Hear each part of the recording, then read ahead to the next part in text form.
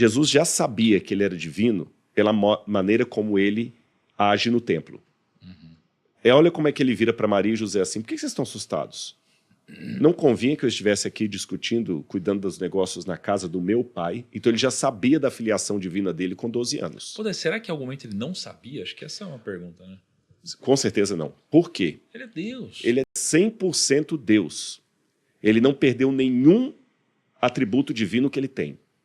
Mas para andar a pé conosco nesse mundo, Ele não usa nenhum. ele deixou o Porsche na garagem e literalmente caminhou no meio de nós. Ele não fingiu que estava subindo a Alameda do NASP no sol quente. Ele estava mesmo subindo a Alameda do NASP. E o que eu faço com o Porsche? Está na garagem lá, bonitinho. Se você for lá, vai ver o Porsche bonitinho lá.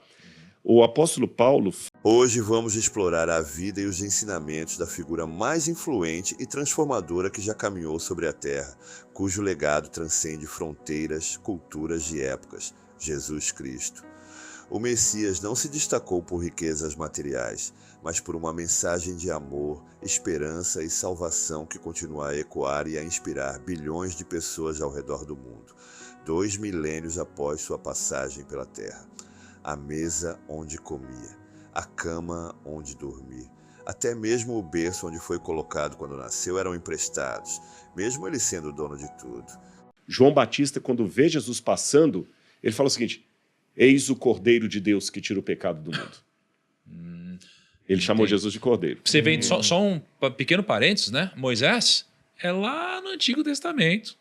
Tá falando do Cordeiro que aparece lá na frente. Então é mais uma das evidências que estão apontando para esse lugar. Exatamente. Né? Então tudo o que aconteceu no passado acabava sendo uma grande profecia para Jesus que havia de vir.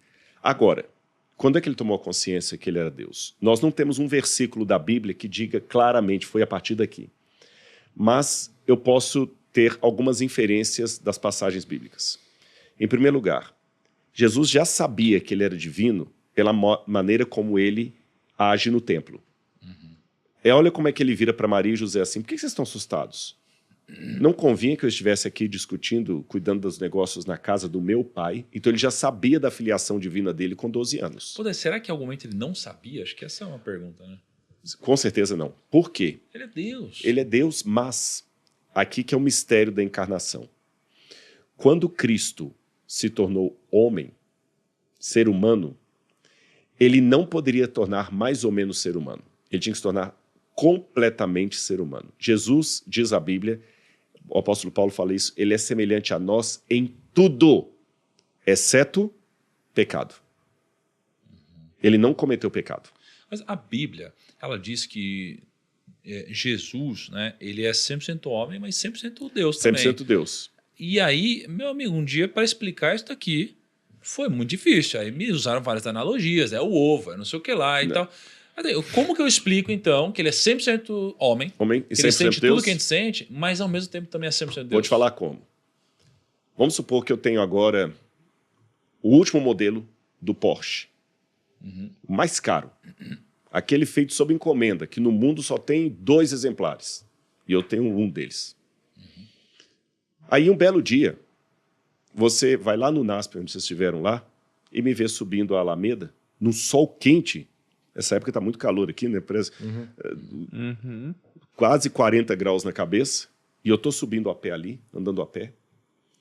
E você fala: Rodrigo, por que você está subindo a pé aqui, rapaz? É porque esse menino aqui que eu trago para o NASP, ele tem fobia de carro. Ele não pode entrar no carro. Se ele entrar no carro, ele começa a passar mal, ele tem alergia ao banco e tudo mais. E eu preciso trazê-lo. O único jeito que eu tenho de andar com ele até a sala de aula é vindo a pé e deixando o meu carro em casa. Aí vocês ficam injuriados. Não, mas não faz sentido. Cara, você tem o Porsche mais caro do mundo. Você tem que andar de Porsche, ainda mais num sol quente desse. Eu responderia alto lá. Se eu sou dono do Porsche, sou dono bastante para usá-lo ou deixá-lo na garagem. Porque se eu sou obrigado a dirigir o Porsche porque eu tenho o Porsche, o carro é que é meu dono e não o contrário. Continua minha analogia. Quando eu estou andando a pé com o menino, eu estou fingindo que estou andando a pé ou estou literalmente andando a pé com ele? Estou andando a pé. Estou andando a pé com ele. Mas eu perdi o meu carro? Não. Eu continuo sendo dono de um Porsche? Só que eu não estou usando. Ele está na garagem. Cristo é 100% Deus. Ele não perdeu nenhum atributo divino que ele tem.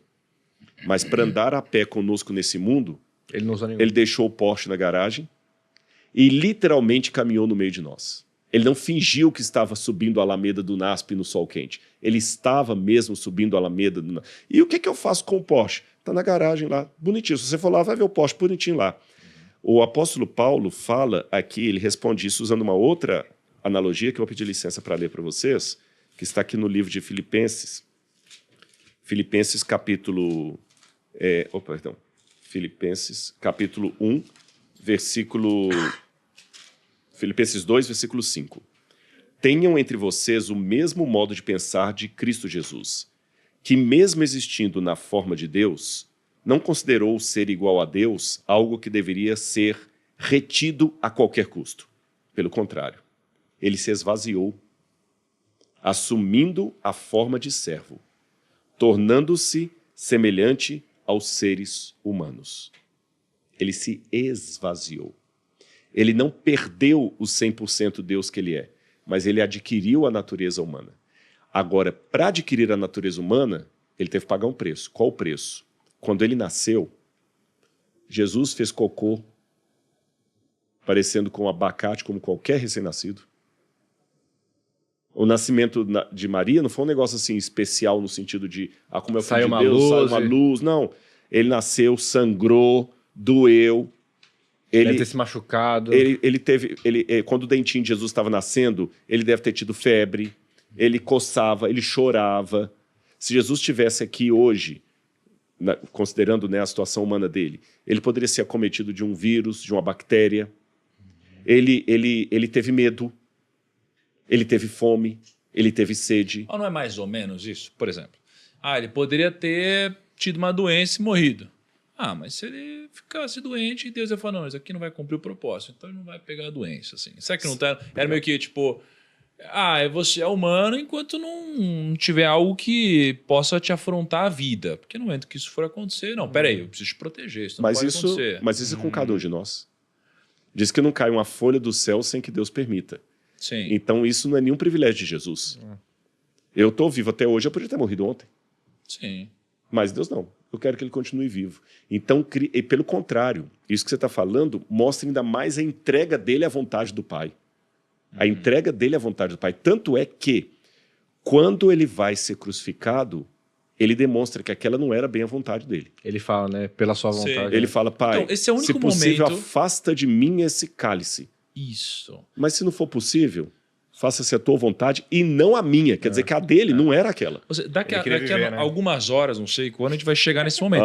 Que o ponto de Jesus agora tem 12 anos. Caraca, esse é o único momento que ele sofre, que eu vejo ele sofrendo. Não o único, mas que eu vejo ele muito homem nesse caso. Meu Deus, muda.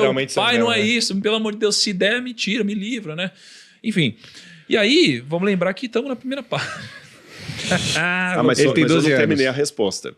Opa. Nessa questão, então, dele estar 100% homem, repetindo, deixando o carro na garagem, então ele está andando a pé, sentindo o sol quente, a alameda, a perna doendo, ele está andando a pé. Sendo assim, Jesus não usou a onisciência dele. Ela ficou na garagem.